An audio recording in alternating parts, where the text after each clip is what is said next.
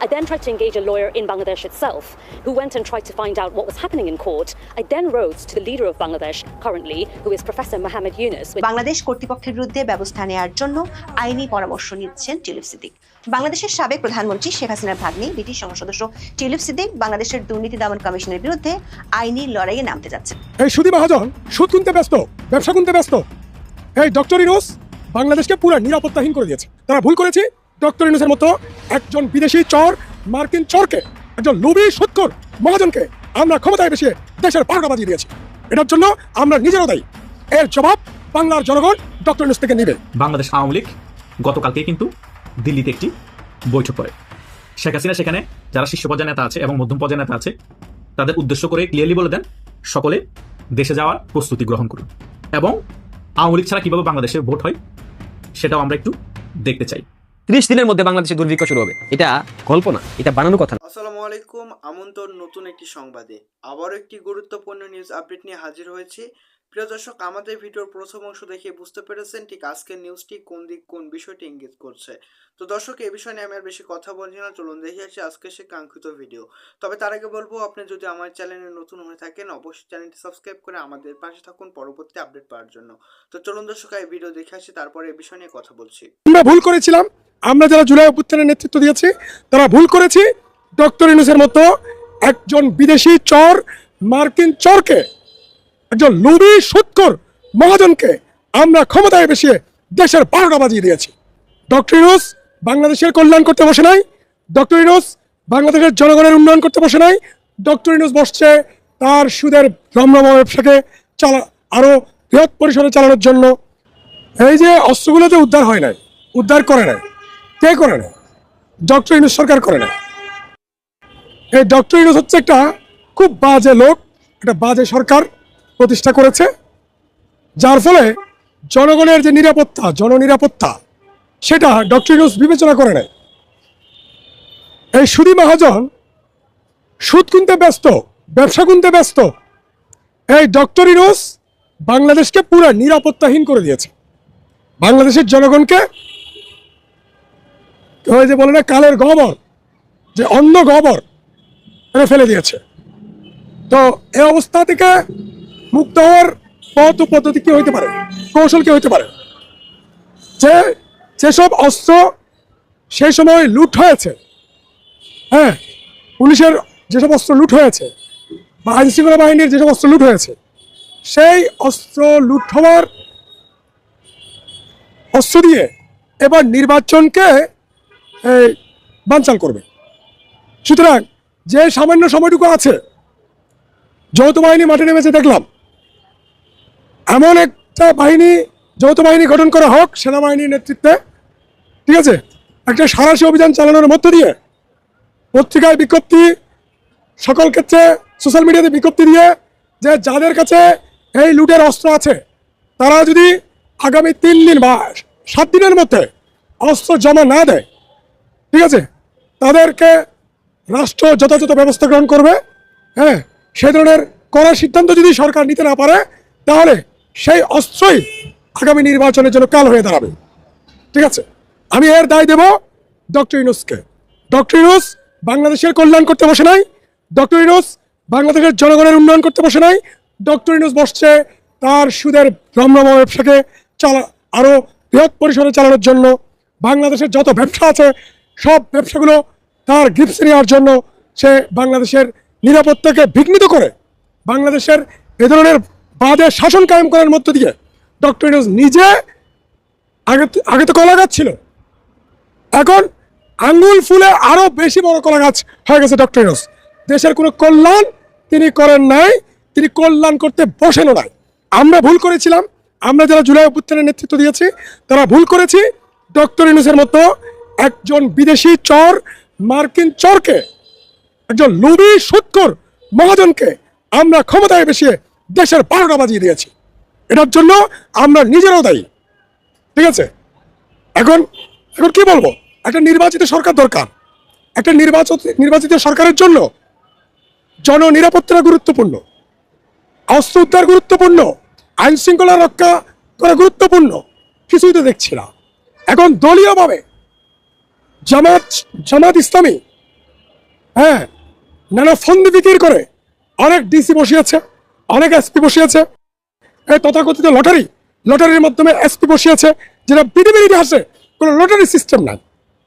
যে যোগ্য তার যোগ্যতার ভিত্তিতে সে এসপি নিয়োগ হবে, যে যোগ্য সে যোগ্যতার ভিত্তিতে ডিসি হবে, যে যথেষ্ট যোগ্য সে সচিব হবে। ডক্টর ইউনূস এবং ডক্টর ইউনূস সরকার শত শত কোটি টাকার বিনিময়ে সচিব বসিয়েছে, বসাচ্ছে, ডিসি বসাচ্ছে, এসপি বসাচ্ছে টাকার বিনিময়ে, এবং তা অকল্পনীয় টাকার বিনিময়ে, যেটা বাংলাদেশের ইতিহাসে কোন সরকার এ কাজ করে নাই। এমনকি খুনি হাসিনার সরকার পর্যন্ত এত টাকার বিনিময়ে, শত কোটি টাকার বিনিময়ে সচিব বসাননি, কোটি কোটি টাকার বিনিময়ে ডিসি বসাননি, কোটি কোটি টাকার বিনিময়ে এসপি বসাননি। মানে খালেদা জিয়ার রাজনীতিতে এ ধরনের কোনো ইতিহাস নাই। হাসিনার আমলে এত খারাপ অবস্থা থাকা সত্ত্বেও সেরকম কোনো নগ্ন ইতিহাস নাই। ডক্টর ইউনূস বাংলাদেশের আমলাতন্ত্রকে ব্যবসাতন্ত্রে পরিণত করেছে। এর জবাব বাংলার জনগণ ডক্টর ইউনূস থেকে নেবে। বাংলাদেশের সাবেক প্রধানমন্ত্রী শেখ হাসিনার ভাগ্নি ব্রিটিশ সংসদ সদস্য টিউলিপ সিদ্দিক বাংলাদেশের দুর্নীতি দমন কমিশনের বিরুদ্ধে আইনি লড়াইয়ে নামতে যাচ্ছেন। গত 1 ডিসেম্বর ঢাকার একটি বিশেষ জজ আদালত প্লট দুর্নীতির এক মামলায় ব্রিটিশ লেবার পার্টির এমপি টিউলিপ সিদ্দিককে 2 বছরের কারাদণ্ড দেন। ভারতীয় সংবাদ মাধ্যম দ্য হিন্দুস্তান টাইমস টিউলিপ সিদ্দিকের ঘনিষ্ঠ এক ব্যক্তির বরাত দিয়ে বলেছে, বাংলাদেশ কর্তৃপক্ষের বিরুদ্ধে ব্যবস্থা নেওয়ার জন্য আইনি পরামর্শ নিচ্ছেন টিউলিপ সিদ্দিক। একাধিক সূত্রে জানা গেছে, 3টি আইনি পয়েন্টে গুরুতর লঙ্ঘন এবং একটি পয়েন্টে কালানুক্রমিক অসঙ্গতি বা ক্রোনোলজিক্যাল ইনকনসিস্টেন্সির অভিযোগ এনে বাংলাদেশের দুর্নীতি দমন কমিশনের বিরুদ্ধে অভিযোগ দায়ের করা হতে পারে। সেজন্য এরই মধ্যে মামলার রায়ের দিন বাংলাদেশের দুদকের আইনজীবীরা ব্রিটিশ সংবাদ মাধ্যমগুলোতে যেসব সাক্ষাৎকার দিয়েছেন সেগুলো সংগ্রহ করেছে টিউলিপের আইনি পরামর্শ প্রতিষ্ঠান স্টিফেনসন হারুট। দুদকের বিরুদ্ধে আইনি ব্যবস্থা নেওয়ার আগে টিউলিপ সিদ্দিক যেহেতু ক্ষমতাসীন লেবার পার্টির সংসদ সদস্য, সে কারণে ব্রিটেনের পররাষ্ট্র দপ্তর এফসিটিওর মাধ্যমে দুদকের কাছে কৈফিয়ত তলব করা হতে পারে। আর এমনটি হলে বিষয়টি শুধু আইনি নয়, কূটনৈতিক ক্ষেত্রেও জটিলতা বাড়াতে। ঢাকার বিশেষ জজ আদালত 4-এর বিচারক মোহাম্মদ রবিউল আলম গত বছরের 1 ডিসেম্বর রাজুকের পূর্বাচল নতুন শহর প্রকল্পে অবৈধভাবে প্লট বরাদ্দের মামলার রায় ঘোষণা করেন। এই মামলায় কেবল টিউলিপ সিদ্দিকই নন, তার মা শেখ রেহানা, খালা সাবেক প্রধানমন্ত্রী শেখ হাসিনাকেও অভিযুক্ত করা হয়েছিল। মূল অভিযোগ ছিল শেখ হাসিনা তার ক্ষমতার অপব্যবহার করে এবং টিউলিপ সিদ্দিকের ব্রিটিশ রাজনৈতিক প্রভাব ব্যবহার করে রাজধানী উন্নয়ন কর্তৃপক্ষ বা রাজুকের মূল্যবান জমি তাদের পরিবারের সদস্যদের নামে বরাদ্দ দিয়েছিলেন। আদালত এই অভিযোগকে আমলে নিয়ে শেখ হাসিনাকে 5 বছর, শেখ রেহানাকে 7 বছর এবং টিউলিপ সিদ্দিককে 2 বছরের কারাদণ্ড দিয়েছিলেন। এই বিচারের প্রক্রিয়াটি মূলত পরিচালিত হয়েছিল আসামিদের অনুপস্থিতিতে, কারণ শেখ হাসিনা ও শেখ রেহানা গত 5 আগস্ট ভারতে চলে যান এবং টিউলিপ সিদ্দিক দীর্ঘদিন ধরেই লন্ডনে অবস্থান করছেন। টিউলিপ সিদ্দিক এই রায়কে একটি ক্যাঙ্গারু কোর্ট বা সাজানো বিচারের ফলাফল হিসেবে মন্তব্য করেছেন এবং একে তার বিরুদ্ধে পরিচালিত একটি রাজনৈতিক প্রতিহিংসামূলক প্রচারণা বলে দাবি করেছিলেন। টিউলিপের আইনি পরামর্শ প্রতিষ্ঠান যুক্তরাজ্যের স্টিফেনসন হারুট দুদককে সতর্ক করে দিয়েছে, তাদের ক্লায়েন্ট মিথ্যা এবং বিরক্তিকর অভিযোগ এবং ক্ষতিকর বিষয়ে পদক্ষেপ নেওয়ার জন্য তার সম্পূর্ণ অধিকার সংরক্ষণ করে।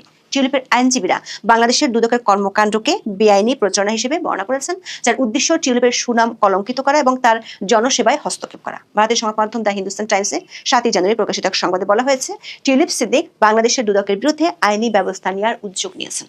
সূত্রগুলো বলছে, টিউলিপের বিরুদ্ধে বাংলাদেশের আদালত যে মামলা বা অভিযোগ এবং বিচারিক প্রক্রিয়ার রায় দিয়েছে সেখানে 3টি গুরুতর আইনি প্রক্রিয়ার লঙ্ঘন খুঁজে পেয়েছে তার আইনি পরামর্শ প্রতিষ্ঠান। প্রথম অভিযোগটি হলো, টিউলিপ সিদ্দিকের আইনজীবীদের পক্ষ থেকে বারবার দুদকের সাথে যোগাযোগের চেষ্টা করার পরও দুদক কোনো জবাব না দিয়ে টিউলিপ সিদ্দিকের অনুপস্থিতিতে এই মামলার রায় হয়েছে। দর্শক, বিষয়টি নিয়ে ব্রিটেনের নামকরা আইনজীবীরা বাংলাদেশের লন্ডন হাই কমিশনের কাছে চিঠি দিয়েছিলেন এই মামলার রায় হওয়ার আগে। 25 নভেম্বর দেওয়া ওই চিঠিতে স্বাক্ষর করেছেন সাবেক প্রধানমন্ত্রী টনি ব্লেয়ারের স্ত্রী চেরি ব্লেয়ার, সাবেক ব্রিটিশ বিচারমন্ত্রী রবার্ট বাকল্যান্ড, সাবেক attorney general Dominic Grieve, Philippe Sands ও জিওফ্রি রবার্টসন। তারা সবাই কিংস কাউন্সিল অর্থাৎ রাজা কর্তৃক উচ্চ মর্যাদা সম্পন্ন আইনজীবী। হাই প্রোফাইল এই আইনজীবীরা বলছেন, টিউলিপ ন্যায় বিচারের মৌলিক অধিকার থেকে বঞ্চিত। এই বিষয়টি উল্লেখ করে ব্রিটিশ ও আন্তর্জাতিক সংবাদ মাধ্যমের খবরে বেশ গুরুত্ব পায় অভিযুক্তের অনুপস্থিতিতে বিচারের বিষয়টি।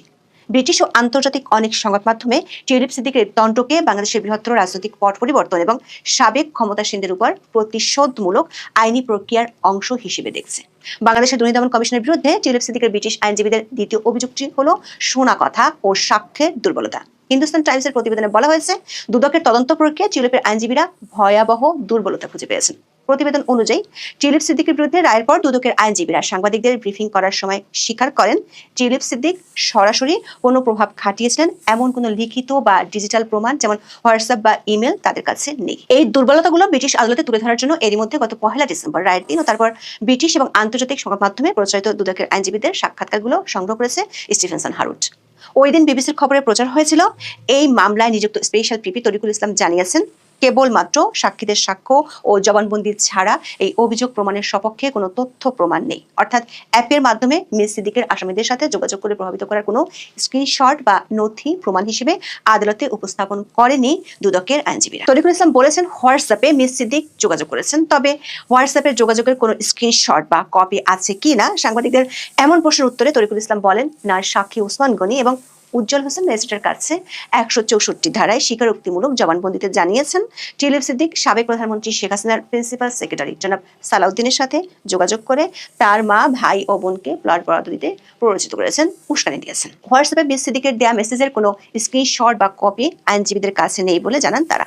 দর্শক, আইনি পরিভাষায় বিষয়টিকে বলা হয় হিয়ারসে এভিডেন্স বা শ্রুতি কথা। এটি সাধারণত আন্তর্জাতিক আইনি মানদণ্ডে অত্যন্ত দুর্বল প্রমাণ হিসেবে গণ্য হয়, বিশেষ করে যখন অভিযুক্ত ব্যক্তি একজন বিদেশি সংসদ সদস্য এবং ঘটনাটি একটি উচ্চ পর্যায়ের দুর্নীতি মামলা। তখন কেবল শুনেছি এমন সাক্ষীর উপর ভিত্তি করে সাজা প্রদান করা বিচারিক অপেশাদারিত্বের পরিচয় দেয়। টিউলিপ সিদ্দিক দাবি করেছেন যে তিনি ওসমান গনি বা ইকবাল হোসেন নামে কাউকে চেনেন না এবং তাদের সাথে তার কখনোই কোনো যোগাযোগ হয়নি। এমনকি ব্রিটিশ আইনজীবীরা ঘেঁটে দেখেছেন বিষয়টি বাংলাদেশের সাক্ষ্য আইন বা এভিডেন্স অ্যাক্টের চ্যাপ্টার 5 এর section 65A admissible of digital records বা ডিজিটাল প্রমাণের গ্রহণযোগ্যতাকে ভায়োলেট করা হয়েছে। আইনের ধারায় 65B এর উপধারা 4 অনুযায়ী ইলেকট্রনিক রেকর্ড যেমন স্ক্রিনশট, চ্যাট লগ, ইমেল ইত্যাদি আদালতের প্রমাণ হিসেবে পেশ করতে হলে অবশ্যই একটি বাধ্যতামূলক সনদ বা ম্যান্ডেটরি সার্টিফিকেট জমা দিতে হয়। এই সনদে প্রমাণ করতে হয় যে ডিজিটাল প্রমাণটি যে কম্পিউটার বা ডিভাইস থেকে নেওয়া হয়েছে সেটি সচল ছিল এবং প্রমাণের অখণ্ডতা বা ইন্টিগ্রিটি বজায় আছে। এই সনদ ছাড়া ডিজিটাল প্রমাণ গৌণ সাক্ষ্য হিসেবে অগ্রহণযোগ্য। টিউলিপের আইনজীবীরা তৃতীয় যে অভিযোগটি আনতে যাচ্ছে সেটি হলো তাদের মক্কেলের সংশ্লিষ্টহীনতা। এখানে টিউলিপের আইনজীবীরা দুটো বিষয় আদালতের সামনে আনতে পারেন। একটি হলো শেখ হাসিনার পরিবারের বিরুদ্ধে পূর্বাচলের 6টি প্লট নিয়ে 6টি মামলা হয়েছে। এর একটি প্লটও তার ভাগ্নি টিউলিপ সিদ্দিকের নামে নেই, কিন্তু 3টি মামলায় তিনি আসামি। এর একটিতে তার কারাদণ্ড দেওয়া হলো 1 ডিসেম্বর। প্রশ্ন হলো, টিউলিপ সিদ্দিক কোনো প্লট নেননি, তাহলে তার বিরুদ্ধে কোন অভিযোগের ভিত্তিতে আদালত শাস্তি দিল? আবার মামলাগুলোর চার্জশিটে বলা হয়েছে শেখ হাসিনা 2009 সালে প্রধানমন্ত্রী হওয়ার পর পূর্বাচলের নতুন শহর প্রকল্পে নিজের ও পরিবারের অন্য সদস্যদের নামে 6টি প্লট বরাদ্দ দেন। এখানে টিউলিপের আইনজীবীদের প্রশ্ন হচ্ছে, যদি 2009 সালে এই প্রক্রিয়া শুরু হয়, টিউলিপ সিদ্দিক এমপি হয়েছিলেন 2015 সালে, তাহলে ব্রিটিশ এমপি হিসেবে তিনি প্রভাব খাটিয়েছেন বলে যে অভিযোগ আনা হয়েছে তা কিভাবে সত্যি হয়? আইনের ভাষায় এই অভিযোগটি একটি গুরুতর কালানুক্রমিক অসঙ্গতি বা ক্রোনোলজিক্যাল ইনকনসিস্টেন্সির মুখে পড়েছে। একই নীতিতে চতুর্থ অভিযোগটি আনবে টিউলিপ সিদ্দিকের আইনি ফার্ম। দর্শক, টিউলিপ সিদ্দিকের বিরুদ্ধে দায়েরকৃত অভিযোগগুলোর মধ্যে সবচেয়ে চাঞ্চল্যকর এবং বিতর্কিত হলো রূপপুর পারমাণবিক বিদ্যুৎ কেন্দ্র প্রকল্প সংক্রান্ত দুর্নীতির দাবি। বাংলাদেশের দুর্নীতি দমন কমিশন একটি মিডিয়া নোটে দাবি করেছিল, শেখ হাসিনা ও তার পরিবারের সদস্যরা রূপপুর প্রকল্প থেকে প্রায় $5 বিলিয়ন আত্মসাৎ করেছেন। এই অভিযোগে বলা হয়, টিউলিপ সিদ্দিক 2013 সালে রাশিয়ার রাষ্ট্রীয় পরমাণু সংস্থা রোসাটমের সাথে এই চুক্তির মধ্যস্থতাকারী বা ব্রোকার হিসেবে কাজ করেছিলেন। দুদকের দাবি অনুযায়ী এই দুর্নীতির বিনিময়ে টিউলিপ সিদ্দিক লন্ডনের কিংস ক্রসে 7 লাখ পাউন্ড মূল্যের একটি বিলাসবহুল ফ্ল্যাট লাভ করেন। টিউলিপ সিদ্দিকের আইনি পরামর্শ প্রতিষ্ঠান স্টিফেনসন হারুট তথ্য প্রমাণ সহকারে দাবি করেছে যে কিংস ক্রস ফ্ল্যাটটিকে রূপপুর প্রকল্পের ঘুষ হিসেবে চিহ্নিত করা হচ্ছে, সেটি টিউলিপ সিদ্দিক লাভ করেছিলেন 2004 সালে। অথচ রূপপুর প্রকল্পের সাথে রাশিয়ার আনুষ্ঠানিক চুক্তির প্রক্রিয়া শুরু হয়েছিল 2009 সালে এবং মূল চুক্তি স্বাক্ষরিত হয়েছিল 2013 সালে। এই তথ্যের ভিত্তিতে টিউলিপের আইনজীবীরা যুক্তি দিয়েছেন 2013 সালের একটি প্রকল্পের ঘুষ হিসেবে 2004 সালে কোনো সম্পত্তি পাওয়া যৌক্তিকভাবে অসম্ভব। স্টিফেনসন হারুট উল্লেখ করেছে, ফ্ল্যাটটি টিউলিপের পরিবারকে তাদের একজন পরিচিত ব্যক্তি উপহার দিয়েছিলেন এবং এর সাথে বাংলাদেশের কোনো রাষ্ট্রীয় প্রকল্পের বিন্দু মাত্র সম্পর্ক নেই। দর্শক, টিউলিপ সিদ্দিক লন্ডনের হ্যামস্টেড ও হাইগেটের এমপি। একসময় ছিলেন ব্রিটিশ সরকারের দুর্নীতি দমন বিষয়ক মন্ত্রী। তাকে দুর্নীতিতে দোষী সাব্যস্ত করে রায় দিয়েছিল ঢাকার আদালত। ব্রিটিশ আইনজীবীরা মনে করছেন, একজন ব্রিটিশ সংসদ সদস্যকে দুর্নীতিবাজ হিসেবে প্রচার করা আন্তর্জাতিক কূটনৈতিক শিষ্টাচারের লঙ্ঘন এবং তার পেশাগত জীবনের জন্য চরম ক্ষতিকর। সে কারণে মামলা করার আগে British foreign Commonwealth and development office বা FCDO বাংলাদেশের দুদকের কাছে কৈফিয়ত তলব করতে পারে। সেক্ষেত্রে টিউলিপের মামলাটি কেন রাজনৈতিক উদ্দেশ্য পরিণত নয় বলে বিবেচিত হবে সেটির ব্যাখ্যা চাওয়া হবে। সেটি হলে গার্ডিয়ানের মতো প্রভাবশালী সংবাদ মাধ্যম লিখেছে, বাংলাদেশ ও যুক্তরাজ্যের কূটনৈতিক সম্পর্কে টানাপোড়েন তৈরি করতে পারে। দর্শক, টিউলিপ সিদ্দিকের আইনজীবীরা যে অসঙ্গতিগুলো তুলে ধরেছেন, বিশেষ করে 2004 সালে ফ্ল্যাট বনাম 2013 সালে রূপপুর প্রকল্পের অসঙ্গতি এবং শোনা কথার ভিত্তিতে প্রসিকিউশনের বক্তব্য, তা বাংলাদেশের দুদককে বড় সড়ক প্রশ্নের মুখে দাঁড় করাবে। কারণ বিবিসি সহ অনেকগুলো আন্তর্জাতিক গণমাধ্যমে প্রচারিত সরকার পক্ষের আইনজীবীদের ভাষ্য আছে। এখন দেখার বিষয় সম্পূর্ণ আইনি পথে নাকি সাথে কূটনৈতিক পথেও এ বিষয়ে তৎপরতা চলে। বাংলাদেশ আওয়ামী লীগও কিন্তু বসে নেই। বাংলাদেশ আওয়ামী লীগ গতকালকে কিন্তু দিল্লিতে একটি বৈঠক করে। শেখ হাসিনা সেখানে যারা শীর্ষ পর্যায়ের নেতা আছে এবং মধ্যম পর্যায়ের নেতা আছে তাদের উদ্দেশ্য করে ক্লিয়ারলি বলে দেন, সকলে দেশে যাওয়ার প্রস্তুতি গ্রহণ করুন এবং আওয়ামী লীগ ছাড়া কিভাবে বাংলাদেশে ভোট হয় সেটাও আমরা একটু দেখতে চাই। কেন এগুলা বলার মানে হচ্ছে, বাংলাদেশ আওয়ামী লীগ যতবার 1971 সালের পরে নির্বাচন হয়েছে সকল নির্বাচনে অংশগ্রহণ করেছে, হারুক বা জিতুক সেটা ভিন্ন বিষয়, কিন্তু অংশগ্রহণ করেছে। কিন্তু এই প্রথমবার বাংলাদেশ আওয়ামী লীগকে ছাড়া নির্বাচন করে ফেলছে এই ডক্টর ইউনূস সরকার। এবং শেখ হাসিনা কিছুদিন আগেও ক্লিয়ারলি বলে দিয়েছে, আওয়ামী লীগ যদি নির্বাচন অংশগ্রহণ শেষ পর্যন্ত নাই করতে পারে তাহলে আওয়ামী লীগের যারা কর্মী সমর্থক আছে এবং সাধারণ জনগণের উদ্দেশ্যে বলেছে কেউ ভোট কেন্দ্রে যাবেন না, no vote no vote, clearly তিনি এই কথাটা বলেছেন। এবং নেতাদের উদ্দেশ্য গতকালকে যে বৈঠক হয়েছে সেখানেও ক্লিয়ারলি বলেছেন যে আপনারা আওয়ামী লীগ ছাড়া যাতে ভোট হতে না পারে সেটার জন্য চেষ্টা করুন এবং দেশে সকলে যাওয়ার চেষ্টা করুন যারা যেতে পারবেন। এখন কি আওয়ামী লীগ রাজপথে নেমে ভোট বানচাল করার চেষ্টা করবে? অনেকের প্রশ্ন হতে পারে। রাজপথে নেমে ভোট বানচাল করার চেষ্টা করা ছাড়া কি অন্য কোনো উপায় আছে? না, অন্য কোনো উপায় নেই। বাংলাদেশ আওয়ামী লীগ যদি তাদের দাবি আদায় করতে হয় এবং এই নির্বাচনে সত্যিকারে অংশগ্রহণ করতে হয় তাহলে রাজপথে নেমে তাদের দাবি আদায় করতে হবে। কিন্তু বাংলাদেশ আওয়ামী লীগ ডক্টর ইউনূসের অধীনে নির্বাচন হোক সেটাই চাচ্ছে না। কারণ ডক্টর ইউনূসের অধীনে আওয়ামী লীগ যদি নির্বাচন করার সুযোগও থাকে বা নির্বাচন করতেও দেয়, বাংলাদেশ আওয়ামী লীগ নির্বাচনে অংশগ্রহণ করবে না। সে কারণে বাংলাদেশ আওয়ামী লীগ রাজপথে নেমে নির্বাচন অংশগ্রহণের জন্য আন্দোলন করবে না। ডক্টর ইউনূসের যাতে পতন হয়, ডক্টর ইউনূসের অধীনে যাতে নির্বাচন হয় সেজন্য আন্দোলন করবে। যদি রাজপথে নেমে আন্দোলন করতে পারে বা সফল হয় তাহলে তো এই নির্বাচন হবেই না। আর যদি আন্দোলনে নামতে না পারে বা সফলও না করতে পারে তাহলে কি করতে হবে? বাংলাদেশ আওয়ামী লীগের কর্মীদেরকে এবং সাধারণ জনগণকে, সেটা শেখ হাসিনা এক সপ্তাহ আগে ক্লিয়ার করে দিয়েছে, আপনারা কেউ ভোট কেন্দ্রে যাবেন না, কেউ ভোটও দিবেন না। কারণ এই নির্বাচনকে বিশ্বের কোনো দেশ স্বীকৃতি দিবে না, পাতাও নির্বাচনের সরকারও বেশি দিন টিকবে না। অপশন কি হলে কি করতে হবে সকল কিছু কিন্তু শেখ হাসিনা ক্লিয়ার করে দিয়েছে। আর বাকি যেগুলা বিতর্কত কথা আছে সেগুলো তিনি বৈঠকে তার শীর্ষ পর্যায়ে যে সকল নেতা আছে তাদের সাথে আলোচনা করেছে। জাস্ট বেসিক গুলো আমরা জানতে পেরেছি, সেগুলো আপনাদের সাথে জাস্ট তুলে ধরছি। কিন্তু এই বৈঠকটা খুবই জরুরি ছিল আওয়ামী লীগের। আওয়ামী লীগের এরকম রুটিন বৈঠক কলকাতায়, দিল্লিতে কিছুদিন পর হয়, কিন্তু এখন বাংলাদেশের যে পরিস্থিতি, এই পরিস্থিতি অনুযায়ী শেখ হাসিনার বৈঠকটা জরুরি ছিল এবং নেতাদেরকে তার যে দিক নির্দেশনা দেওয়ার সেটা দেওয়ারও জরুরি ছিল। কিন্তু আওয়ামী লীগের শীর্ষ পর্যায়ের নেতাদেরও কিছু কর্তব্য আছে বাংলাদেশের মধ্যে আওয়ামী লীগের যে সকল কর্মীরা আছে তাদেরকে সংগঠিত করার ক্ষেত্রে। কিন্তু শেখ হাসিনা ছাড়া আমি এখনো পর্যন্ত কেন্দ্রীয় অনেক নেতাদেরকে দেখতে পাইনি তারা আওয়ামী লীগকে সংগঠিত করার জন্য অ্যাক্টিভলি কোনো কাজ করেছে। হয়তোবা গুটি কয়েক আওয়ামী লীগের কেন্দ্রীয় নেতা আছে তারা এই বিষয় নিয়ে খুবই কনসার্ন এবং খুবই গুরুত্ব সহকারে কাজ করছে, কিন্তু 50% বেশি নেতা চুপচাপ বসে আছে। তারা হয়তো শেখ হাসিনার সাথে কানেক্টেড না, এখন তারা তাদের ফ্যামিলি নিয়ে আছে, হাজার কোটি টাকার মালিক, তারা এখন আরামায় এসে জীবনযাপন করছে। তারা চিন্তা করছে 5 বছর যাক না, 5 বছর পরে গিয়ে চিন্তা ভাবনা করবো আওয়ামী লীগ কিভাবে ফিরে আসবে, কিভাবে আমরা আবার দেশে ফিরে গিয়ে রাজনীতি করবো। এরা এই চিন্তায় আছে, আর এরা এমন সাইকেলে মাল হয়ে গিয়েছে, এদেরকে দিয়ে শেখ হাসিনারা চিন্তা ভাবনা করে লাভ নাই। নতুন নেতৃত্ব শেখ হাসিনা কিভাবে তুলে আনতে হবে সেদিকে ফোকাস দিতে হবে এবং তরুণদের এবং সিনিয়রদের মিশালেই আগামীর আওয়ামী লীগের নেতৃত্ব তৈরি করতে হবে। তা না হলে আওয়ামী লীগ আবার শক্তিশালী রূপে ফিরে আসা এবং ফিরে আসার পর রাজনীতি করে আবার ক্ষমতায় আসা কষ্টসাধ্য হয়ে যাবে। সেটা যাতে না হয়, শেখ হাসিনা যতদিন বেঁচে আছে, বেঁচে থাকা অবস্থায় আওয়ামী লীগকে সাংগঠনিকভাবে আরো শক্তিশালী করতে হবে, তরুণ এবং সিনিয়রদের মিশালে আওয়ামী লীগকে তৈরি করতে হবে। কারণ সকল জায়গায় তরুণদের এখন জয় জয়কার। তরুণ ছাড়া যতই বড় রাজনৈতিক দল হোক, একটা দল বেশি দিন টিকে থাকতে পারে না, সাংগঠনিকভাবে শক্তিশালী হয় না। আমাদের যারা সিনিয়র নেতৃবৃন্দ আছে আওয়ামী লীগের, তাদের পরামর্শ অনুযায়ী তরুণদের কাজ করতে হবে এবং তরুণদেরও কিছু পরামর্শ বা কিছু কথা সিনিয়রদেরও শুনতে হবে। যেটা যুক্তি আছে এবং যেটা গুরুত্বপূর্ণ কথা সেটা আমলে নিবা, যেটা গুরুত্বপূর্ণ না সেটা আমলে নেওয়ারও দরকার নাই। কিন্তু যদি আমরা সবকিছু সব জানতে প্রিয় দর্শক, আশা করছি সম্পূর্ণ ভিডিও দেখেছেন। দর্শক, আসলে সম্পূর্ণ ভিডিও দেখে বুঝতে পেরেছেন ঠিক আজকে নিউজটি কোন বিষয়গুলো ইঙ্গিত করছিল। দর্শক, আমাদের ভিডিও সম্পর্কে আপনার মূল্যবান মতামত অবশ্যই কমেন্টস করে জানিয়ে দিন। নতুন হলে অবশ্যই সাবস্ক্রাইব করে আমাদের পাশে থাকুন পরবর্তী আপডেট পাওয়ার জন্য। দর্শক, আমাদের ভিডিও সম্পর্কে মূল্যবান মতামত অবশ্যই কমেন্টস করে জানিয়ে দিন। হ্যালো দর্শক, এবার নির্বাচনে আপনি কোন দলকে সাপোর্ট করেন এবং কোন দল এগিয়ে যাবে অবশ্যই আপনার মূল্যবান মতামত কমেন্টস করে জানিয়ে দিন। ধন্যবাদ, দেখা হচ্ছে নতুন কোনো ভিডিওতে। সে পর্যন্ত সবাই ভালো থাকবেন, সুস্থ থাকবেন। আল্লাহ হাফেজ।